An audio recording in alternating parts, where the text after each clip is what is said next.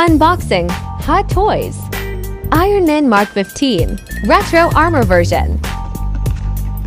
Hello mga idol, dito na naman tayo, mag-unboxing na naman tayo. Ito nga pala ang Iron Man Mark 15 Retro Armor Version. Hey! Gold yan eh! Kumikinang-kinang po. Sheesh! Ganda! So clean, so gold! Pati likod o, titaladong. Ganda talaga. Ito na yung base niya, stand base. Lagay natin si Iron Man dyan. Eh, ganda o, gold na gold o, kumikinang o. Nakikita nga ako dun sa armor o, nakaubad. Pero syempre damit lang. Ganda, eh, angas o, astig.